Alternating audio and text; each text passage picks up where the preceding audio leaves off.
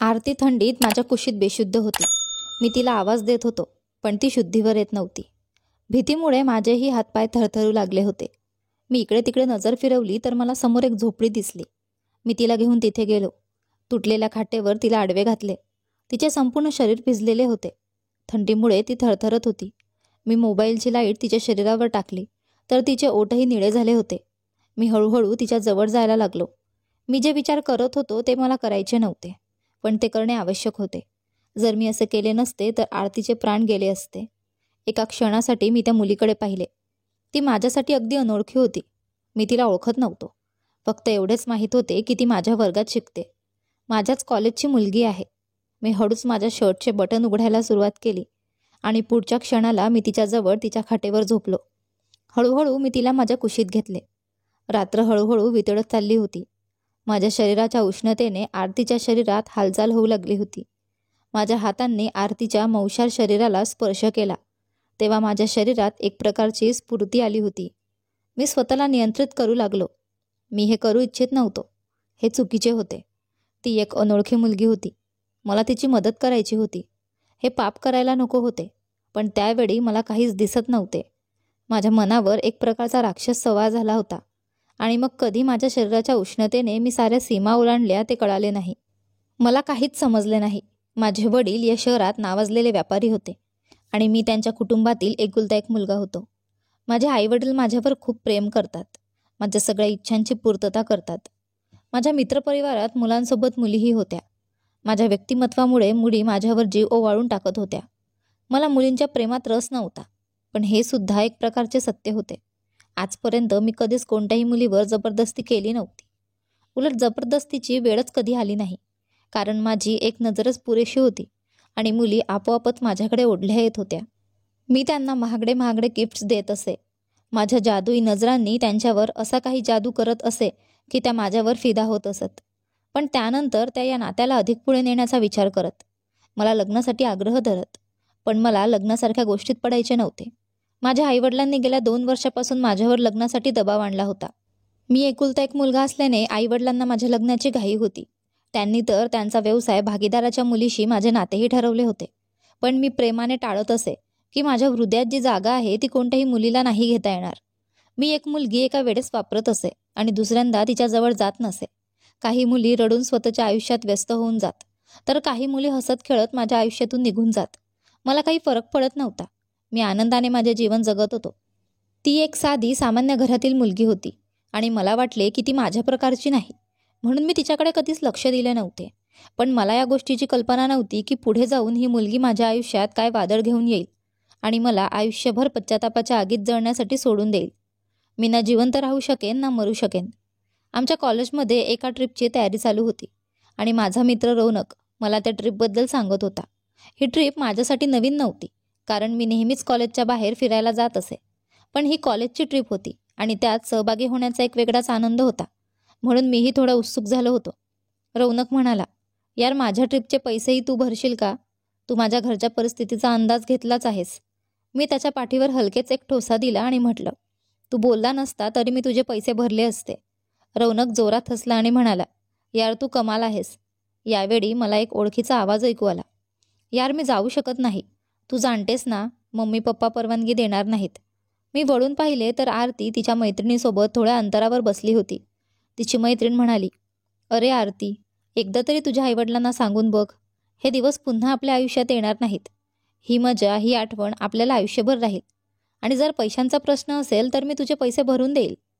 आरतीने उत्तर दिले, पैशांचा प्रश्न नाही आहे. माझे मम्मी पप्पा एवढे नक्कीच करू शकतात, पण ते मला एकटीला ट्रिपला जाण्याची परवानगी देणार नाहीत. त्यांनी मला कसेबसे शिकायची परवानगी दिली आहे, मौज मस्तीची नाही. तिची मैत्रीण म्हणाली, तू काळजी करू नकोस, मी काका काकूंशी बोलते. आणि मग दोघी गप्पा मारत तिथून निघून गेल्या. मी माझे डोके हलवले आणि बाकी गोष्टींसारखे हेही दुर्लक्ष केले. खरं तर ट्रिपचा दिवस आला होता. सगळे स्टुडंट्स बसमध्ये बसले होते. अखेर ती मुलगी आरती पण बसमध्ये चढली. मी एक कटाक्ष तिच्याकडे टाकला आणि विचार केला की कदाचित तिच्या मैत्रिणीने तिच्या मम्मी पप्पांना तयार केले असावे. आमची बस एका ठिकाणी थांबली जिथे सगळे स्टुडंट्स बाहेरचे दृश्य पाहू लागले. कुणी चहाच्या स्टॉलवर उभा होता तर कुणी खाण्यापिण्याच्या स्टॉलवर. मला सिगारेटची तल्लफ होत होती, पण आसपास कुठेही सिगारेटची दुकान नव्हती. मी इकडे तिकडे पाहिले. दूर मला एक छोटीशी दुकान दिसली. मी विचार केला की कदाचित तिथे सिगारेट मिळेल आणि मी तिकडे पटकन निघालो. सिगारेट घेतल्यावर तिथेच ओढू लागलो. एवढ्यात माझ्या फोनची रिंग वाजली. पाहिले तर सुनैना कॉल करत होती. मी सिगारेट ओढतच तिच्याशी बोलू लागलो. कदाचित बोलण्यात एवढा रमलो की आसपासचे भानच राहिले नाही. तेवढ्यात अचानक माझ्या खांद्यावर कुणाचा तरी हात जाणवला. वळून पाहिले तर आरती माझ्यासमोर उभी होती. घाबरलेल्या स्वरात ती म्हणाली, "मी तुम्हाला कधीपासून आवाज देत होते. बस निघायला लागली आहे. लवकर चला नाहीतर बस सुटेल." सगळे स्टुडंट्स आधीच बसमध्ये बसले होते. मी घाबरून माझ्या डोक्यावर हात मारला आणि ताबडतोब बसकडे पळालो. वाटेत मी रौनकचा नंबर लावण्याचा प्रयत्न करू लागलो. मी वेगाने बसकडे धावू लागलो. पण मागे वळून पाहिले तर आरती माझ्याबरोबर पाऊल टाकत नव्हती. तिच्यासाठी मी काही क्षण थांबलो आणि म्हटले, "लवकर चल, बस निघाली आहे." मी तिचा हात धरून तिला वेगाने ओढले आणि बसकडे धावू लागलो. पण काही क्षणातच बस आमच्या नजरेआड झाली. आम्ही तिथेच उभे राहिलो आणि बसला धूळ उडवत जाताना पाहू लागलो. आरती हताश आणि निराश उभी होती. तिच्या डोळ्यात अश्रू होते. तिने हळू आवाजात म्हटले, "बस गेली. आता आपण काय करू?" मीही निराश होऊन खाली बसलो. एक दीर्घ श्वास घेतला आणि रागाने म्हटले, "तू बस का मिस केलीस? तू तर बसमध्ये बसू शकत होतीस ना? काय गरज होती माझ्यापर्यंत येण्याची?" ती दुखावलेल्या नजरेने माझ्याकडे पाहत होती. कंप पावलेल्या आवाजात म्हणाली, "मी तर तुम्हाला दुरूनच आवाज देत होते. तुम्ही ऐकले नाही म्हणून मला जवळ यावे लागले. तुम्ही माझे आभार मानायला हवे, पण तुम्ही उलट मलाच ओरडत आहात." तिच्या मोठ्या मोठ्या डोळ्यात अश्रू चमकत होते. तिची भीती आणि घाबरलेपणा पाहून मी म्हणालो, "बरं बरं ठीक आहे. बस जास्त दूर गेलेली नाही. इथून 2-3 किलोमीटरवर एक पिकनिक स्पॉट आहे. बस तिथे थांबेल. आपण तिथे ऑटोने पोहोचू." मी एका ऑटोवाल्याला थांबवले आणि आम्ही दोघे त्यात बसलो. रस्त्यात मी ऑटोवाल्याला पिकनिक स्पॉटचे नाव सांगितले. तो आम्हाला तिथे सोडून निघून गेला. मी दूर दूर नजर फिरवली. आशा करत होतो की माझ्या सोबतीला कुणीतरी दिसेल, पण आमच्या कॉलेजचा एकही विद्यार्थी दिसत नव्हता. मी विचारात पडलो की कदाचित ते इथे आले नसतील. फोनचे नेटवर्कही काम करत नव्हते आणि आरतीने आपला फोन बसमध्येच ठेवला होता. माझ्या सोबतीला कुणीतरी मिळण्याची आशा करत मी आरतीचा हात धरून पुढे चालत होतो. संध्याकाळ होऊ लागली होती आणि अचानक मला जाणवले की आपण अधिकच घनदाट जंगलात पोहोचलो आहोत. मी घाबरून मागे वळून पाहू लागलो, पण मला आठवत नव्हते की आपण कोणत्या मार्गाने आलो होतो. सगळे रस्ते सारखेच दिसत होते. माझी चिंता पाहून आरतीसुद्धा घाबरली. तिने चिंतित स्वरात विचारले, "काय झाले? इथे जंगलात जंगली प्राणीही असू शकतात." मी तिला दिलासा देत म्हणालो, "काही होणार नाही. असे अशुभ विचार करू नकोस." पण खरं तर मीही आतून घाबरलो होतो. घनदाट जंगल, वाढणारा अंधार आणि वरती आकाशात जमलेले काळे ढग वातावरण आणखीनच भयानक बनवत होते. मी घाईघाईने एक रस्ता शोधण्याचा प्रयत्न करत होतो. पण जितका प्रयत्न करत होतो तितकं वाईट वाटत होते की आपण जंगलात अधिकच फसत चाललो आहोत. आता रात्रीचा अंधार गडद झाला होता आणि समोर काहीही स्पष्ट दिसत नव्हते. मी टॉर्च ऑन करून रस्ता पाहण्याचा प्रयत्न केला. तेवढ्यात आरती रागाने चिडून म्हणाली, "हे सगळं तुझ्यामुळे झाले आहे. काय गरज होती एवढं दूर जाऊन सिगरेट पिण्याची? तुझ्यामुळे आपली बस सुटली." मी रागाने उत्तर दिले, "अगं बकवास करू नकोस. मी स्वतःची जबाबदारी घेऊ शकत होतो. तुला काय गरज होती माझ्याजवळ येण्याची? तू तर बसमध्ये बसू शकत होतीस ना? आता चुपचाप माझ्यासोबत ये. अधिक काही बोलायची गरज नाही. एकतर मी तुझी जबाबदारी घेत आहे आणि तू उलट माझ्यावरच राग व्यक्त करते आहेस." आरतीच्या डोळ्यात आता राग दिसत होता. ती म्हणाली, "तुला माझी जबाबदारी घ्यायची गरज नाही. मी स्वतःच्या पायाने चालू शकते आणि बघ तू, मी तुझ्या आधीच रस्ता शोधून काढेल." असं म्हणत ती दुसऱ्या दिशेने निघून गेली. मी तिला थांबवण्याचा विचार केला, पण रागाने मीही शांत राहिलो आणि तिला जाऊ दिले. त्याचवेळी अचानक जोरदार पाऊस सुरू झाला. आम्ही दोघेही अडकून गेलो होतो आणि आता परिस्थिती आणखीनच वाईट होत चालली होती. या अचानक आलेल्या संकटामुळे मी घाबरलो. मी त्या दिशेला पाहिले जिथे आरती गेली होती, पण आता ती कुठेच दिसत नव्हती. तेवढ्यात एक जोरदार किंकाळी ऐकून माझे काळीच थरथरले. मी तिच्या दिशेने पळालो आणि पाहिले की आरती एका झाडाखाली उभी आहे. तिचा चेहरा भीतीने पांढरा पडला होता. मी तिच्याजवळ जाऊन विचारले, "काय झाले? का किंचाळलीस?" ती म्हणाली, "कबीर, माझ्या पायावर काहीतरी आहे." मी टॉर्च लावून तिच्या पायाकडे पाहिले तर एक कीटक तिच्या पायावर रांगत होता. मी रागाने म्हणालो, "अरे मूर्ख मुलगी, झटकून टाकते. हे फक्त एक छोटेसे कीटक आहे. तो आपोआप निघून जाईल." तिने पाय झटकला आणि कीटक दूर जाऊन पडला आणि आरतीने सुटकेचा निश्वास सोडला. पण आता पाऊस जोरात पडत होता. मी म्हणालो, "जर आपण जंगलातून बाहेर नाही पडलो तर थंडीत गोठून जाऊ किंवा एखादा जंगली प्राणी आपल्याला शिकार करेल." माझे बोलणे ऐकून तिच्या डोळ्यात भीती दाटली. ती म्हणाली, तू मला अजूनच घाबरवतो आहेस. प्लीज असे बोलू नकोस. मी तिला सांत्वना देत म्हणालो, पाहिलेस तर इथे थांबण्यात काहीच फायदा नाही. आपल्याला पुढे जात राहायला हवं. कदाचित आपल्याला रस्ता मिळेल. मी आरतीचा हात धरून चालू लागलो. पण वेदनेने आरतीच्या तोंडून एक किंकाळी निघाली. मी विचारले, आता काय झाले? ती म्हणाली, माझ्या पायात काहीतरी टोचले आहे. मी टॉर्च लावून पाहिले तर तिच्या पायात काचाचा एक तुकडा टोचलेला होता. मी ते काळजीपूर्वक काढले, पण तरीही रक्त वाहत होते. मी माझ्या खिशातून रुमाल काढला आणि तिच्या पायाला बांधला. पण आता तिला चालताना त्रास होऊ लागला होता. पाऊस जोरात पडत होता आणि हवामान थंड होत चालले होते. आरती थंडीने थरथर कापत होती. मी एक उंच ठिकाण शोधले आणि तिला उचलून घेतले. माझ्या असं उचलण्यावर ती चकित झाली आणि म्हणाली, हे काय करतोयस? मला खाली ठेव. मी रागाने म्हणालो, शांत रहा. पाहतेस ना रस्त्यात किती चिखल झाला आहे. हळूहळू चाललो तर चालणे अधिक कठीण होईल. मी तिला उचलून एका उंच झाडाखाली आणले, जिथे चिखल नव्हता. मी तिला तिथे खाली ठेवले. पण माझ्या मनात पुढे काय होईल याची भीती होती. रात्रीचा अंधार दाटला होता. पाऊस जोरात सुरू होता. मला थंडी लागत होती, पण मी पुरुष होतो, सहन करू शकत होतो. आरती एक नाजूक मुलगी होती. ती थंडीने कापत होती. तेवढ्यात अचानक आरती माझ्या छातीशी येऊन टेकली. मी हैराण होऊन तिच्याकडे पाहिले. तिचे गाल थंडीमुळे बेजान झाले होते. असं वाटत होते की तिची शुद्ध हरपली आहे. मी म्हणालो, आरती शुद्धीवर ये. तुला काय झालंय? पाऊस इतका जोरात होता की झाडांच्या फांद्या जमिनीला स्पर्श करू लागल्या होत्या. मी तिला धीर दिला. शांत रहा. थोड्याच वेळात पाऊस थांबेल आणि आपण घराकडे जाऊ. आरतीने स्वतःला सावरण्याचा प्रयत्न केला, पण मला जाणवत होते की थंडीमुळे तिचे हातपाय पूर्णपणे थरथरत होते. तिचे ओठही निळे पडू लागले होते.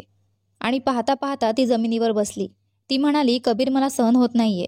असं वाटतंय की माझ्या रक्तातले सर्व काही गोठते. मी तिच्या जवळ बसलो आणि म्हणालो, आरती शुद्धीवर आहे. स्वतःला सावरण्याचा प्रयत्न कर. तेवढ्यात दूर कुठेतरी विजेचा कडकडाट झाला आणि आरती एकदम उभी राहिली व दुसऱ्या क्षणी माझ्या छातीला येऊन टेकली. मी तिला स्वतःपासून दूर करण्याचा प्रयत्न केला, पण मला ते जमले नाही. जर ती थंडीमुळे बेशुद्ध पडली असती तर माझी अवस्था बिकट झाली असती. मी तिच्या थरथरणाऱ्या शरीराला माझ्या बाहूंमध्ये सामावले आणि माझ्या शरीराच्या उष्णतेने तिला वाचवण्याचा प्रयत्न केला. पण काही फरक पडला नाही आणि काही वेळातच ती माझ्या बाहूंमध्ये बेशुद्ध झाली. मी घाबरून तिला शुद्धीवर आणण्याचा प्रयत्न केला. आरती, जागी हो. तुला काय झालंय? डोळे उघड. पण ती शुद्धीवर येत नव्हती. मी तिला बाहूमध्ये उचलून पुढे चालू लागलो. काही पावले चालल्यावर झाडांच्या मागे मला एक झोपडी दिसली. मी आरतीला त्या झोपडीत नेऊन एका चारपाईवर झोपवले. झोपडीत एक तुटलेली चारपाई होती आणि कोपऱ्यात काही भांडी ठेवली होती. कदाचित इथे कोणीतरी राहत असावे. पण सध्या मी त्या घडलेल्या प्रसंगाच्या आठवणीने बैचन झालो होतो. आता तर झोपेतही मला तिच्या किंकाळ्या ऐकू येत होत्या आणि मी एकदम उठून बसायचो. मी माझ्या मित्र रौनकला सगळ्या गोष्टी सांगितल्या. त्याने हे ऐकून खेद व्यक्त केला आणि म्हणाला, यार कबीर, हे तू खूप चुकलेला आहेस. ती मुलगी खूपच चांगली होती आणि तू तिचा अपमान केलास. तुझ्यासाठी मुलींची काहीच कमी नव्हती. मग तू तिच्याशी असं का केलंस? मी लाजेने नजर खाली घातली.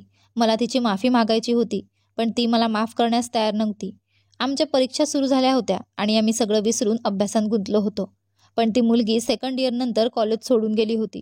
का ते मला कळालं नाही, पण ती कॉलेजला येत नव्हती. सेकंड इयरच्या परीक्षा झाल्यावर माझ्या आईवडिलांना माझ्या लग्नाची काळजी वाटू लागली. मला माझी मंगेतर खूप आवडत होती, त्यामुळे मी लग्नास नकार दिला नाही. माझ्या लग्नाची तयारी जोरात सुरू झाली. किती महिने निघून गेले होते, पण त्या मुलीची आठवण न येणारा एकही दिवस नव्हता. माझे लग्न होऊन सुद्धा मी योग्यतेने आनंदी होऊ शकत नव्हतो. तरी मी माझ्या मंगेतरवर खूप प्रेम करायचो आणि ती सुद्धा माझ्यावर खूप प्रेम करायची. आज माझ्या मेहंदीचा कार्यक्रम होता. घरात पाहुणे आले होते आणि मेहंदीच्या विधी चालू होत्या. मी जसा खोलीबाहेर पडलो तशी ती समोरच्या लॉबीमध्ये उभी होती. मी तिचे रूप पाहून चकित झालो. मी कधीही स्वप्नातही विचार केला नव्हता की मी आरतीला पुन्हा पाहीन. तिने स्वतःवर एक चादर ओढली होती, पण त्या चादरीखाली सुद्धा ती स्वतःला लपवण्यात अयशस्वी होती. तिच्या हालचालीने दाखवून दिलं की ती कशा स्थितीत आहे. तिने मला पाहिले आणि रडत माझ्याजवळ आली. म्हणाली, कबीर, तुझ्या घरच्यांना सांग ना, हे बाळ तुझे आहे. मी कितीतरी दिवसांपासून तुला शोधत आहे, पण तू कुठेच सापडत नव्हतास. तुझ्या घरच्यांना सांग ना, त्या रात्री आपल्यात काय झाले होते. प्लीज, मी आता कुठलीच राहिली नाही. मी तुला शोधून शोधून वेडी झाले. माझ्यावर दया कर. ती माझा हात धरून पुन्हा पुन्हा सांगत होती. कबीर, तुझ्या घरच्यांना सांग ना, तू माझ्यासोबत काय केले होते. हे बाळ तुझे आहे. जे काही झाले त्यात सगळा दोष तुझा आहे. माझी यात काही चूक नाही. मी गुन्हेगार नाही. मी वाईट मुलगी नाही. ती रडत होती आणि म्हणत होती, तुझ्या घरच्यांना सांग ना प्लीज. मी तिला एक शांत प्रेक्षकासारखा पाहत होतो. माझे बाबा माझ्याकडे पाहत म्हणाले, कबीर, ही 2 पैशांची मुलगी काय बोलते आहे. तुझे हिच्याशी काय नाते आहे? ती शांतपणे माझ्या बाबांना पाहत राहिली. जणू तिला माझ्या होकाराची अपेक्षा होती. मी विचार करू लागलो की मी तिच्या मते खोटं बोलू शकतो का? पण माझे मन अस्वस्थ होते, कारण जे काही ती सांगत होती ते खरे होते. तो रात्री घडलेला प्रसंग मला कधीही विसरता आला नाही. ती रडत रडत म्हणाली, कबीर, मी मेल्याशिवाय राहणार नाही. देवासाठी माझ्यावर दया कर. तुला माहीत आहे की हे बाळ तुझेच आहे. तू माझ्या आयुष्याची वाट लावली आहेस. मी तिच्या डोळ्यात पाहत होतो. तिचे दुःख जाणवत होते. पण मी कसं कबूल करणार होतो? घरात पाहुणे होते आणि माझे लग्न होणार होते. मी माझ्या मंगेतरकडे पाहिले आणि मग माझ्या आईवडिलांकडे. ते सर्व आशेने माझ्याकडे पाहत होते. जणू काही मी तिच्या शब्दांना नाकारणार होतो. ती माझ्यासमोर मोठं झालेले पोट धरून उभी होती. माझ्या अस्तित्वाचा एक भाग तिच्यात होता, आमचे बाळ. पण मी कसली हिंमत दाखवणार? माझ्या मनात खूप अस्वस्थता येऊ लागली. मला माझ्या बाळाचे अस्तित्व नाकारता येत नव्हते. पण अचानक मी तिच्यापासून 2 पावले मागे गेलो. ती घाबरली. ती म्हणाली, कबीर, असं करू नकोस. हे बाळ तुझेच आहे. मी मेल्याशिवाय राहणार नाही. माझ्या घरचे मला मारतील. मी तिला सांगितले होते की तुझी चूक नाही, पण ती माझ्या घरच्यांसमोर खोटं नाही बोलणार होती. ती रडत म्हणाली, प्लीज कबीर, मला वाचव. हे बाळ वाचव. माझ्या घरचे मला मारतील. या बाळालाही मारतील. ती रडत होती, पण मला समजत नव्हतं की मी काय करावं. माझे बाबा मोठ्याने म्हणाले, कबीर, सांग ना, का गप्प आहेस? ही मुलगी खोटं बोलते ना? आज तुझे लग्न आहे आणि हा काय तमाशा चालला आहे? मी तोंड उघडले आणि म्हणालो, बाबा, मी या मुलीला ओळखत नाही. मी कधीही तिला पाहिले नाही. आरतीसाठी ते शब्द म्हणजे आकाश कोसळल्यासारखे होते. ती म्हणाली, कबीर, असं बोलू नकोस. हे बाळ तुझेच आहे. का तू तुझ्या शब्दांपासून मागे हटत आहेस? माझे बाबा पुढे गेले आणि आरतीला जोरात ढकलले. ती फरशीवर पडली. तेव्हा मी तिला माझ्या बाहूंमध्ये घेतले. मी इतका निर्दयी नव्हतो. सर्व लोक माझ्याकडे आश्चर्याने पाहत होते. मी तिला बाहूमध्ये घेतले आणि तिला घेऊन रुग्णालयात धावू लागलो. ती बेशुद्ध होती, पण तिच्या डोळ्यांतून अश्रू वाहत होते. मी आधीच चुकीचे केले होते, पण आता मी पुन्हा एक मोठी चूक करत होतो. मला वाटले आता मी माफ होण्याच्या योग्यतेचा देखील नव्हतो. रात्री झोप येत नव्हती. माझे मन अस्वस्थ होते, कारण ती मुलगी खूप यातनांमधून जात होती. तिने आपल्या घरच्यांना कसं तोंड दिले असेल? लोकांच्या बोलण्याचे तोंड कसे दिले असेल? हा विचार करून माझ्या अंगावर काटा येत होता. डॉक्टरने सांगितले की तिची स्थिती खूप गंभीर आहे. त्यांचे पती कोण आहेत? मी शांत बसलो होतो. काहीच बोलू शकत नव्हतो. अचानक माझ्या तोंडातून निघाले, मी तिचा पती आहे. डॉक्टर म्हणाले, तुम्हाला कळवावे लागते की त्यांची स्थिती खूप खराब आहे. त्यांची आणि बाळाची दोघांचीही स्थिती धोक्यात आहे. मी डॉक्टरांकडे चकित नजरेने पाहत राहिलो. डॉक्टर, कृपया तिला वाचवा. माझ्या बाळालाही वाचवा. कितीही पैसे लागले तरी मी देण्यास तयार आहे. पण प्लीज माझ्या पत्नीला आणि बाळाला काहीही होऊ देऊ नका. डॉक्टरांनी माझ्या खांद्यावर हात ठेवून मला धीर दिला आणि आत निघून गेले. मी बाहेर बसून रडत रडत देवाकडे तिचे आणि माझ्या बाळाचे आयुष्य मागत होतो. काही वेळानंतर डॉक्टर बाहेर आले. त्यांच्या हातात कंबलमध्ये लपेटलेले बाळ होते. डॉक्टरांनी ते बाळ माझ्या हातात देत म्हटलं, शुभेच्छा तुम्हाला, मुलगा झाला आहे. मी बाळाकडे पाहिले आणि त्याला माझ्या हातात घेतले. तो अगदी माझ्यासारखाच दिसत होता. मी थरथरत्या आवाजात विचारले, त्याची आई? डॉक्टरांनी दुःखाने मान हलवली आणि म्हणाले, त्यांची स्थिती अत्यंत गंभीर आहे. तुम्हाला त्यांच्यासोबत शेवटच्या क्षणात भेटावे लागेल. माझे हृदय जणू कुणीतरी हातात पकडून निचरले होते. मी रौनकला बाळ दिले आणि पटकन खोलीकडे गेलो. ती समोरच पडली होती. तिच्या डोळ्यांतून अश्रू वाहत होते. ती दीर्घ श्वास घेत होती. मला पाहताच तिने चेहरा दुसऱ्या बाजूला वळवला. मी तिच्या जवळ बसलो आणि तिचा हात हातात घेतला. पहा आरती, मी तुला स्वीकारेन. देवासाठी मला माफ कर. सगळं ठीक होईल. तुला तुझ्या आयुष्याची आशा सोडायची गरज नाही. तुला आपल्या बाळासाठी जगावं लागेल. आपण एक नवीन सुरुवात करू. सगळं वाईट स्वप्नासारखं विसरू. मला फक्त माफ कर आणि ठणठणीत हो. ती कष्टाने म्हणाली, मला काहीच नको कबीर, फक्त बाळाची काळजी घे. तू मला खूप वेदना दिली आहेस. जर तू मला जिवंतपणे निष्पाप ठरवले असते तर मला मरण्याआधी इतकी वेदना झाली नसती. काश तू माझ्या घरच्यांना सांगितले असते की त्या रात्री जे काही घडलं त्यात माझी काहीही चूक नव्हती. ती अळखळत बोलत होती. मी तिचा हात माझ्या हातात धरला आणि म्हटले, पहा, तुला काहीही होणार नाही. मी तुला काहीही होऊ देणार नाही. मी तुला खोटं सांगत आलोय आणि कदाचित स्वतःलाही खोटं सांगत आलोय की माझे तुझ्याशी काहीच घेणे देणे नाही. पण सत्य हे आहे की मी तुला कधीही विसरू शकलो नाही. मी नेहमी तुला आठवत होतो. तुझ्या आठवणीत झुरत होतो. रात्र रात्र रडत होतो. आज मला कळाले की मी तुझ्यावर प्रेम करायला लागलो होतो. कृपया मला सोडून जाऊ नकोस. तुझ्याशिवाय मी जिवंत राहू शकणार नाही. पण सगळं संपलेले होते. माझ्या हातून वेळ वाळूसारखा निसटला होता. मी रिकाम्या हातांनी राहिलो होतो. तिचा श्वास थांबला होता. तिचे शरीर पूर्णपणे शिथिल झाले होते. मी तिला उठवण्याचा प्रयत्न करत होतो, पण ती उठली नाही. ती या जगातून निघून गेली होती. ती माझ्यासाठी एक अनोळखी मुलगी होती, पण आता ती माझे सर्वस्व बनली होती. माझे मन तुटून गेले होते. त्या दिवशी मी आक्रोश करून रडलो. रौनक मला सावरण्याचा प्रत्येक प्रयत्न करत होता. मी माझ्या आईवडिलांना सगळं खरं सांगितले, तिच्या घरच्यांनाही सांगितले. माझे लग्न माझ्या मंगेतर सुनैनाशी झाले. सुनैना खूप चांगली मुलगी होती. तिने माझ्या बाळाला मनापासून स्वीकारले. तिने त्याच्यावर एक आईचे प्रेम केले, जसं आई आपल्या सख्ख्या मुलावर करते. पण मी माझ्या चुका आणि त्याच्या पश्चातापातून बाहेर पडू शकत नव्हतो. दर रात्री दुःखाने झुरत मी विचित्र अवस्थेत जात होतो. दर रात्री रडत रडत देवाकडे माझ्या पापांची क्षमा मागत होतो. माझी अशी अवस्था पाहून सुनैना काळजीत होती. ती मला समजवायची, कबीर, स्वतःला सावर. जे झाले ते परत येणार नाही. तू इतक्या तळफेने आणि आतरतेने देवाकडे क्षमा मागतोस. देवाने तुला नक्की माफ केले असेल. पण सुनैनाने खूप समजावले तरीही माझ्या मनाला शांती मिळत नव्हती. मलाही माहिती नाही की आता हा अपराधीपणा माझ्या मनातून कधी जाईल. सध्या मी माझ्या बाळाकडे पाहून आरतीला आठवत असतो. आशा करतो की तुम्हाला आमची कथा आवडली असेल. कथा आवडली असेल तर व्हिडिओला लाईक करा आणि तुम्ही चॅनलवर नवीन असाल तर चॅनलला सबस्क्राईब करा. आणि हो, नोटिफिकेशन बेल दाबा जेणेकरून पुढील व्हिडिओचे अपडेट तुम्हाला आधी मिळतील. धन्यवाद.